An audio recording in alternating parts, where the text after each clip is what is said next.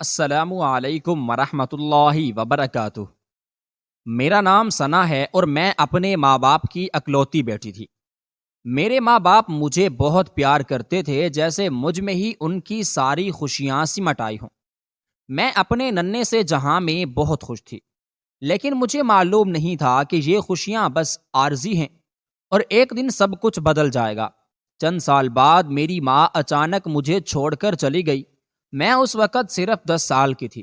میرے ننھے دل کو یہ سمجھنے میں بہت وقت لگا کہ میری ماں اب کبھی واپس نہیں آئے گی۔ گھر میں اکیلی رہ گئی اور میری معصومیت بھری دنیا اجڑ سی گئی۔ میرے رشتہ داروں نے یہ فیصلہ کیا کہ میرے ابا کی دوسری شادی کر دی جائے تاکہ کوئی عورت میری دیکھ بھال کر سکے۔ سب کو یہ لگتا تھا کہ ایک ماں ہی ماں کی کمی کو پورا کر سکتی ہے، لیکن یہ سب محض ایک خوش فہمی تھی۔ شروع میں میری سوتیلی ماں نے مجھے پیار سے رکھا۔ میں سمجھنے لگی کہ شاید میرے زخم بھرنے لگے ہیں، مگر کچھ ہی عرصے بعد وہ اپنا اصل رنگ دکھانے لگی۔ وہ بات بات پر مجھ پر چلاتی، ڈانٹتی اور کبھی کبھار تو مارتے بھی نہ جھجکتی۔ پھر ایک دن اس کے گھر میں ایک اور بیٹی پیدا ہوئی اور وہ لمحہ میری زندگی کے لیے نیا عذاب لے کر آیا۔ اب تو وہ مجھ سے پہلے سے بھی زیادہ نفرت کرنے لگی۔ اگر میں اپنی چھوٹی بہن کے پاس بھی جانے کی کوشش کرتی تو وہ غصے سے چیختی، خبردار! اگر اپنا سایہ بھی میری بیٹی پر ڈالا تو مجھ سے برا کوئی نہیں ہوگا۔ ان الفاظ نے میرے معصوم سے دل کو چیر کے رکھ دیا۔ میں خاموش رہتی، اپنی سسکیاں اندر ہی اندر دبا لیتی۔ ابا گھر سے جاتے تو میری سوتیلی ماں مجھ سے جھاڑو پونچھا کرواتی، برتن دھلوانا اور کبھی کبھار کپڑے بھی وہ مجھ سے دھلواتی۔ اگر ابا پوچھتے، یہ تو ابھی چھوٹی ہے، اسے کام کیوں کروا رہی ہو، تو وہ فوراً جواب دیتی، میں تو صرف تھوڑا تھوڑا کام ہی کروا رہی ہوں تاکہ یہ سیکھ جائے، کل کو لوگ اس بارے میں کیا کہیں گے۔ یہی کہ سوتیلی ماں نے اس پر کوئی خاص توجہ نہیں دی اور ابا نہ چاہتے ہوئے بھی خاموش ہو جاتے۔ میری زندگی کا صرف وہی وقت اچھا گزرتا تھا جب میں اسکول میں ہوتی۔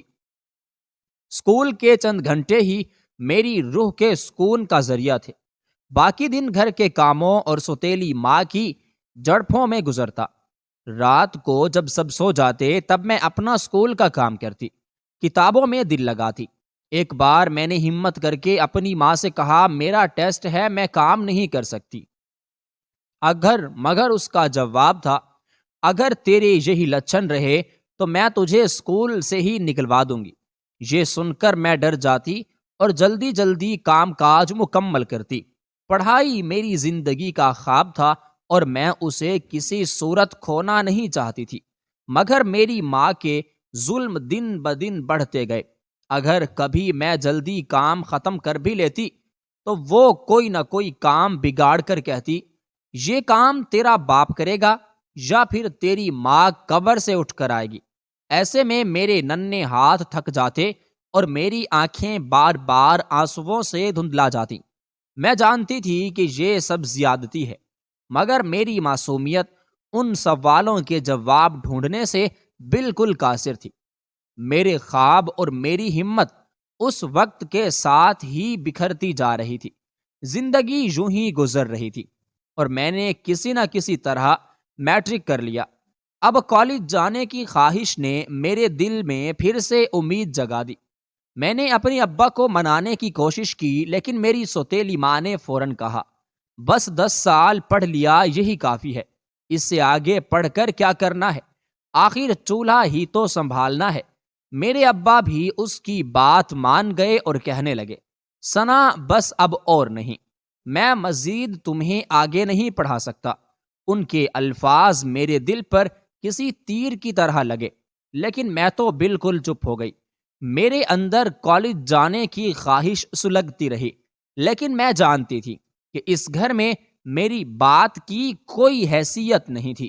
میں نے چپ چاپ اپنی اس قسمت کو قبول کر لیا اور گھر کے کاموں میں نے خود کو مصروف سا کر لیا۔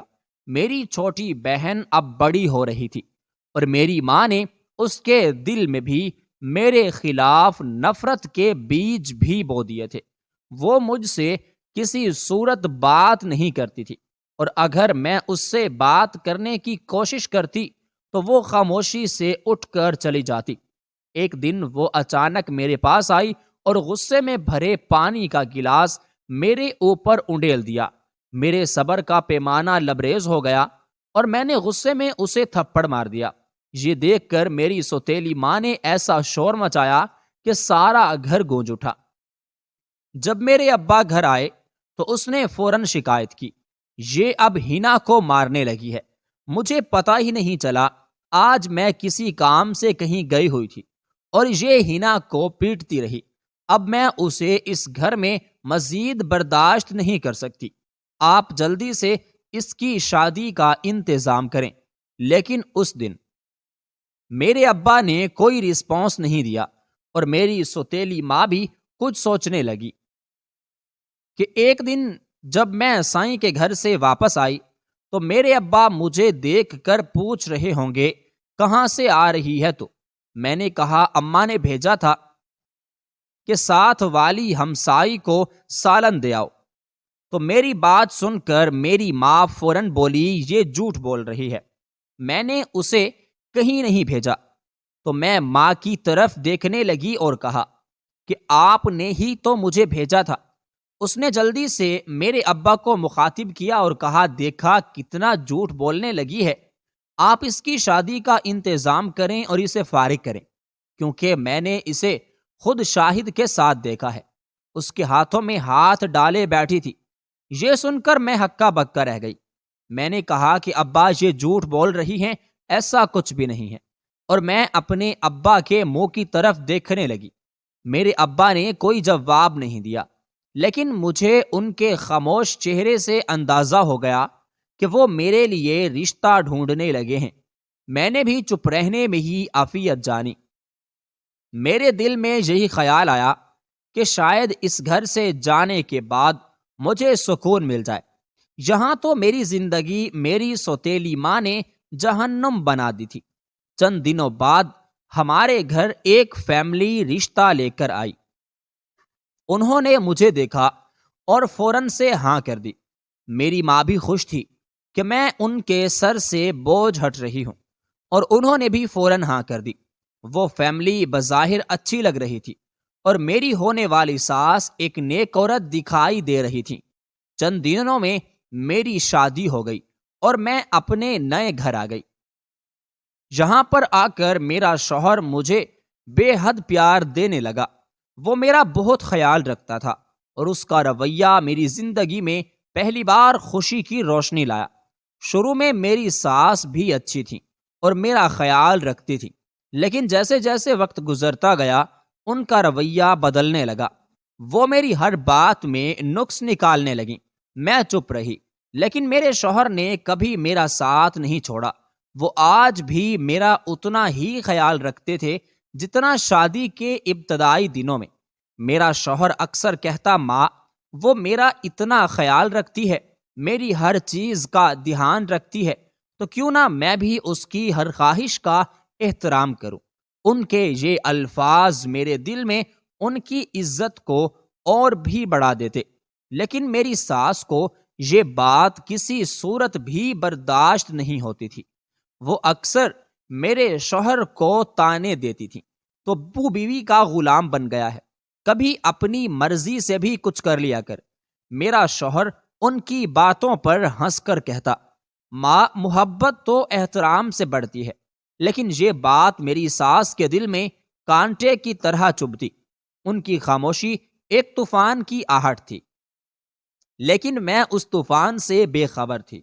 انہوں نے آہستہ آہستہ اپنی چالیں چلنا شروع کر دیں۔ میرے شوہر اور میرے درمیان دوریاں پیدا کرنے کی کوششیں شروع ہو گئیں۔ میری زندگی کا سکون جو تھوڑے وقت کے لیے بحال ہوا تھا، اب پھر سے خطرے میں پڑ گیا۔ میری ساس نے آخر کار اپنے ارادے پورے کرنے کی کوشش شروع کر دی۔ انہوں نے میرے شوہر کے دل میں میرے خلاف زہر بھرنا شروع کر دیا۔ ظاہر ہے جب ایک ہی بات بار بار کسی کے کانوں میں ڈالی جائے تو وہ اس پر سوچنے لگتا ہے۔ ایسا ہی کچھ میرے شوہر کے ساتھ ہوا۔ ایک دن میری ساس نے میرے شوہر سے کہا، تیری بیوی کے چال چلن مجھے ٹھیک نہیں لگ رہے، پتہ نہیں گھنٹوں گھنٹوں یہ کس سے باتیں کرتی رہتی ہے۔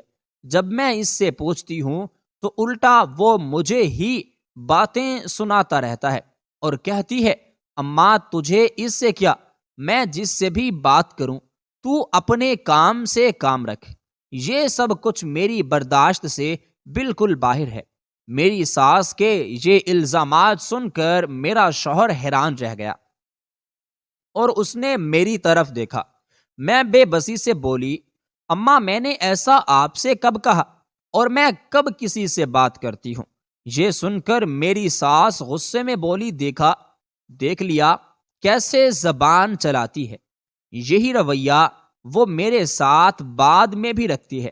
میرا شوہر یہ سب سن کر غصے سے بولا، چلو ماں سے معافی مانگو اور خبردار اگر دوبارہ بدتمیزی کی۔ میں حیرت سے اپنے شوہر کو دیکھنے لگی اور کہا، کس بات کی معافی؟ میں نے کچھ نہیں کہا، لیکن میری ساس فوراً بولی، دیکھ لو کہتی تھی اسے اتنی ڈھیل مت دو، اب تو یہ تمہیں بھی جواب دینے لگی ہے۔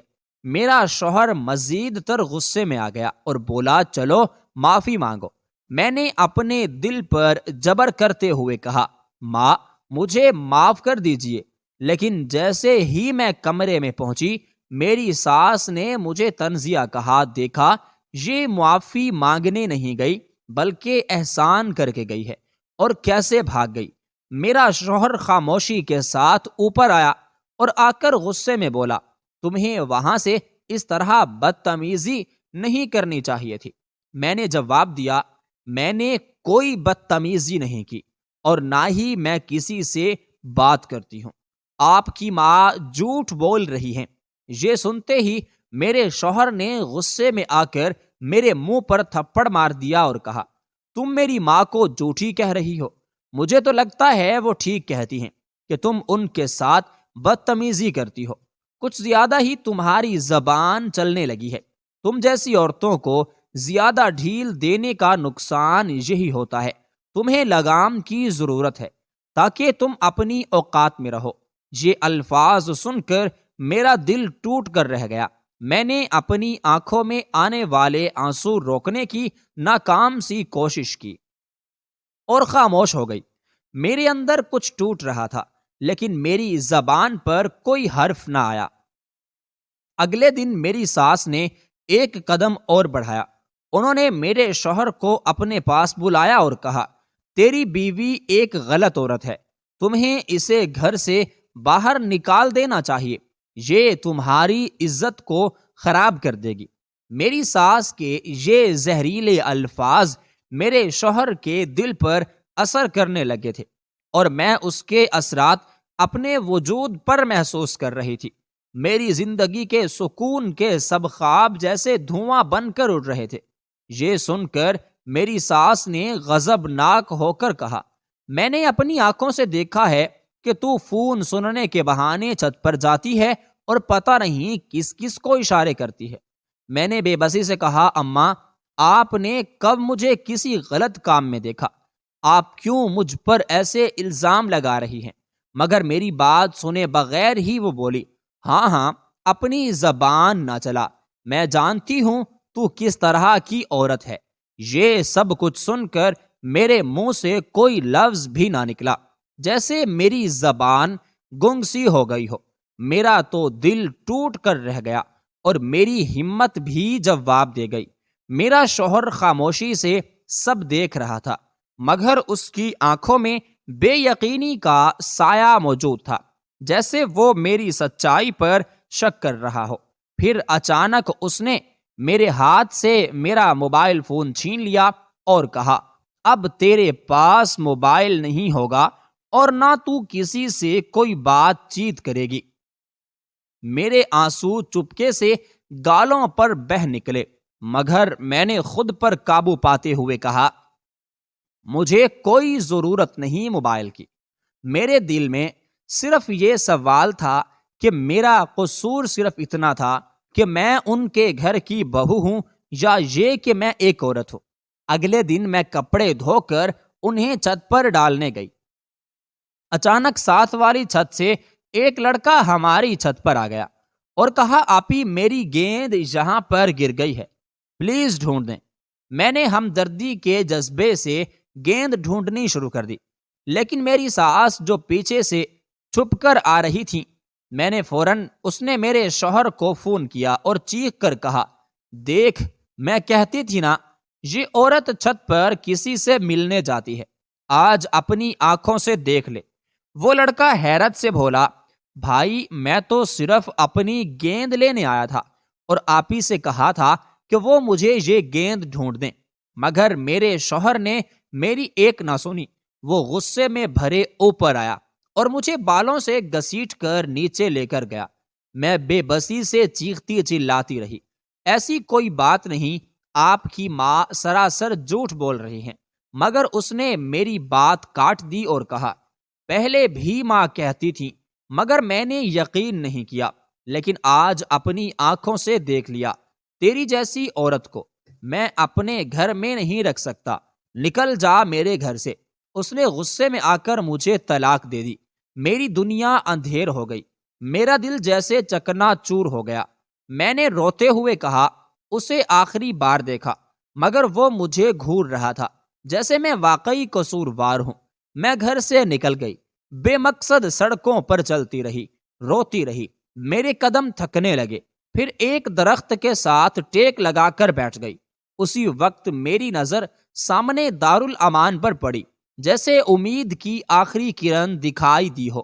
میں فوراً اٹھی اور بھاگ کر اس دارالامان پہنچی۔ وہاں کی مالکن سے جا کر کہا کہ میرا اس دنیا میں کوئی نہیں، میرے شوہر نے مجھے طلاق دے دی ہے اور اس نے مجھے گھر سے بھی نکال دیا ہے، پلیز مجھے آپ یہاں پر رہنے دیں۔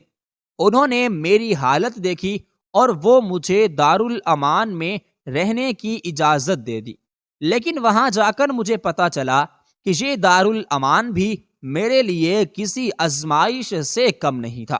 وہاں عورتوں کو محض کم اور نمائش زیادہ بنایا جاتا تھا۔ بے سہارا عورتوں کو ظالم دنیا کے رحم و کرم پر چھوڑ دیا جاتا تھا۔ میں نے دیکھا کہ وہاں کی انتظامیہ ان لڑکیوں کو امیرزادوں کے سامنے پیش کرتی تھی اور ان سے پیسے وصول کرتی تھی۔ جب میں نے یہ سب دیکھا تو میرے پیروں تلے سے زمین نکل گئی۔ میں نے اللہ سے دعا کی، یا اللہ میری حفاظت فرما، مجھے اس آزمائش سے نکال دے۔ یہ دن میرے لیے قیامت سے کم نہ تھا۔ جب دارالامان کی مالکہ مجھے بلا کر کہنے لگی، آج تیرا بڑا امتحان ہے، تیار رہنا اور یہ کپڑے پہن لینا۔ اس نے مجھے ایک چمکدار اور بدن کو نمایاں کرنے والا سوٹ دیا۔ وہ کپڑے دیکھ کر میرے جسم پر لرزاں طاری ہو گیا۔ میں نے ہمت کرتے ہوئے کہا کہ میں یہ نہیں پہن سکتی۔ یہ سن کر اس کے چہرے پر غضب کا طوفان چھا گیا۔ وہ غصے سے بولی، اگر تو نے یہ سوٹ نہیں پہنا تو اپنی سزا کے لیے پھر تیار رہ۔ میں نے اپنے دل کی سچائی کو سامنے رکھتے ہوئے کہا، آپ جو مرضی کر لیں، لیکن میں یہ کپڑے نہیں پہنوں گی۔ یہ سن کر وہ مجھ پر جھپٹ پڑی، میرے بالوں کو پکڑ کر جھنجھوڑا اور تھپڑوں کی بارش کر دی۔ میری آنکھوں کے آگے اندھیرا چھانے لگا۔ پھر وہ چلاتے ہوئے بولی، تجھے بھی پتا ہے آج کون آ رہا ہے؟ آج ملک جبار آ رہا ہے، شہر کا سب سے بڑا رئیس، اور تجھے اس کے سامنے پیش کیا جائے گا۔ یہ سنتے ہی میرے حواس جواب دے گئے۔ میرا دل چیخ چیخ کر دعا مانگنے لگا، یا اللہ میری عزت بچا لے۔ میں نے ہاتھ جوڑ کر ان کے آگے رحم کی بھیک مانگی، مجھے بخش دیں، میں ایسی ویسی لڑکی نہیں ہوں۔ لیکن اس نے طنزاً ہنستے ہوئے کہا، اگر تو ایسی ویسی لڑکی نہیں تھی تو تیرے شوہر نے تجھے طلاق کیوں دی؟ تیرے اپنوں نے پھر تجھے کیوں چھوڑا؟ یہ الفاظ سن کر جیسے میری زبان بند ہو گئی۔ میں جانتی تھی کہ ان ظالموں سے بحث کرنا بالکل بے معنی ہے، لیکن میں نے اپنے دل میں فیصلہ کر لیا کہ آج چاہے کچھ بھی ہو جائے میں یہاں سے نکل جاؤں گی۔ جیسے ہی ملک جبار آیا، سب لوگ اس کے آگے پیچھے خدمت کرنے میں لگ گئے۔ یہ لمحہ میرے لیے ایک موقع بن گیا۔ میں نے دعا مانگی اور میں جلدی سے دارالامان کے دروازے کی طرف بھاگی۔ خوش قسمتی سے گارڈ اندر گیا ہوا تھا۔ میں نے اپنی زندگی کو بچانے کے لیے دوڑ لگا دی۔ بھاگتے بھاگتے میری سانس پھولنے لگی۔ میں مسلسل پیچھے دیکھتی جا رہی تھی کہ کوئی میرے پیچھے تو نہیں۔ اچانک میں ایک گاڑی سے جا ٹکرائی اور میرے سر پر چوٹ لگ گئی۔ میری آنکھوں کے آگے اندھیرا چھا گیا اور میں بے ہوش ہو گئی۔ جب مجھے ہوش آیا تو میں نے خود کو ایک ہسپتال کے بستر پر پایا۔ میرے پاس ایک نرس کھڑی تھی جو نرم لہجے میں بولی، شکر ہے آپ کو ہوش آ گیا ہے۔ اتنے میں ایک اجنبی شخص اندر آیا اور آ کر کہنے لگا کہ آپ میری گاڑی سے ٹکرائی تھی، اس لیے میں نے آپ کو ہسپتال میں پہنچایا ہے۔ میں نے شکریہ ادا کرتے ہوئے کہا، اللہ آپ کو جزا دے۔ اس نے پوچھا کہ آپ کہاں رہتی ہیں؟ میں آپ کو آپ کے گھر پر چھوڑ آتا ہوں۔ یہ سن کر میری آنکھوں سے آنسو جاری ہو گئے۔ میں نے نم لہجے میں کہا، میرا اس دنیا میں نہ کوئی اپنا ہے اور نہ ہی کوئی گھر ہے۔ یہ سن کر اس نے مجھے غور سے دیکھا اور پوچھا، پھر آپ بھاگ کہاں سے رہی تھی؟ میں نے لرزتے ہوئے اسے اپنی تمام تر کہانی سنائی۔ وہ شخص خاموشی کے ساتھ میری بات سنتا رہا اور پھر بولا، چلو میں تمہیں اپنی ماں کے پاس لے چلتا ہوں، وہ تمہارے جیسی لڑکیوں کی مدد کرتی ہیں۔ میں تذبذب کا شکار تھی، لیکن اس کی باتوں سے سچائی جھلک رہی تھی۔ میں نے اللہ کا نام لے کر اس کے ساتھ جانے کا فیصلہ کر لیا۔ وہ مجھے ایک شاندار گھر لے گیا جہاں ایک باوقار خاتون نے میرا استقبال کیا۔ انہوں نے بڑی شفقت سے کہا، بیٹی اپنی کہانی بتاؤ۔ میں آنسوؤں کے ساتھ اپنے دکھڑے سنائے۔ وہ سن کر گہری سانس لیتے ہوئے بولی، بیٹی میں ایک NGO چلاتی ہوں جو تم جیسی مظلوم لڑکیوں کو سہارا دیتی ہے۔ اب یہ گھر تمہارا ہے۔ ان کے یہ الفاظ میری زندگی کی روشنی بن گئے۔ میں نے وہاں رہ کر اپنی تعلیم مکمل کرنے کا فیصلہ کیا۔ کچھ سالوں میں نے BA کر لیا اور NGO میں نوکری کی تلاش بھی شروع کر دی۔ اب میں خود بھی ان لڑکیوں کی مدد کرتی ہوں جو زندگی کی سختیوں سے ٹوٹ چکی ہوتی ہیں۔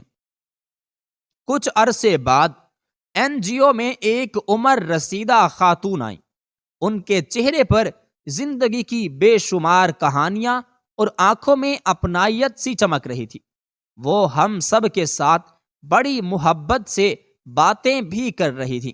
جب میری باری آئی تو انہوں نے میری باتوں کو بہت غور سے سنا۔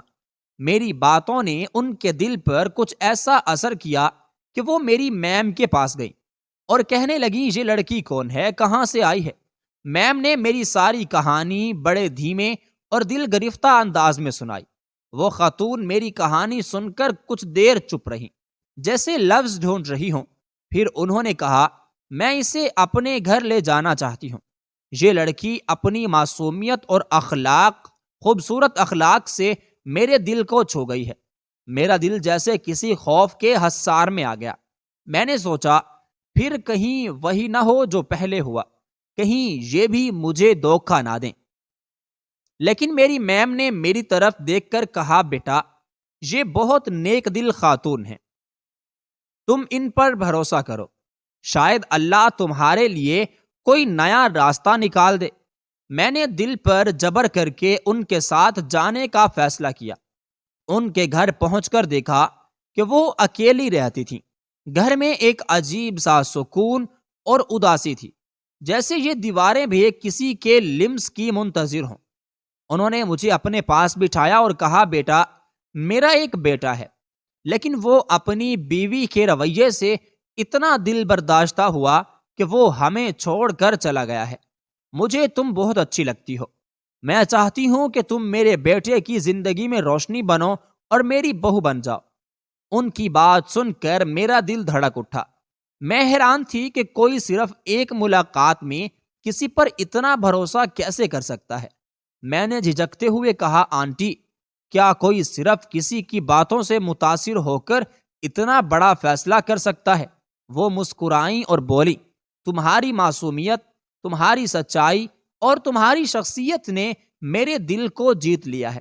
میں نے کوثر سے تمہاری کہانی سن کر ہی یہ فیصلہ کیا، تم جیسی لڑکی کی ضرورت نہ صرف میرے بیٹے کو ہے بلکہ مجھے بھی۔ میری زندگی میں کبھی سکون نہیں رہا۔ میری بہو تو بس اپنی دنیا میں ہی مگن رہی، اس نے کبھی مجھے اپنی ماں سمجھا ہی نہیں، لیکن تم میرے لیے ایک اچھی بیٹی بن سکتی ہو۔ میں ان کے الفاظوں کو سن کر بالکل چپ ہو گئی۔ انہوں نے اپنے بیٹے کو بلایا اور اس سے بات کی۔ ان کے بیٹے نے اپنی ماں کی بات رکھتے ہوئے حامی بھر لی، لیکن مجھے لگا شاید وہ زبردستی یہ رشتہ قبول کر رہے ہیں۔ میرے دل میں ایک عجیب سی ہچکچاہٹ تھی کہ یہ رشتہ نہ چل سکے گا، لیکن شادی کے بعد ان کا رویہ میرے تمام خدشات کے برخلاف تھا۔ انہوں نے مجھے ہمیشہ عزت دی، میری ہر ضرورت کا خیال رکھا اور مجھ سے ایسا سلوک کیا جیسے میں ان کی دنیا کی سب سے قیمتی چیز ہوں۔ میں نے بھی ان کی ماں کا بہت خیال رکھا، ان کے لیے وہ سب کیا جو ایک بیٹی کر سکتی ہے۔ آج میں جب اپنے ماضی کو دیکھتی ہوں تو دل بھر آتا ہے۔ آزمائش کی وہ راتیں، وہ بے بسی، وہ آنسو، سب کچھ مجھے آج کی خوشحال زندگی کا مطلب سمجھا گئے ہیں۔ اللہ نے میری دعاؤں کو قبول کیا اور میرے لیے سکون کے دروازے کھول دیے۔ یہ زندگی اب میرے لیے ایک نعمت ہے اور میں ہر روز اس نعمت پر اللہ کا شکر بھی ادا کرتی ہوں۔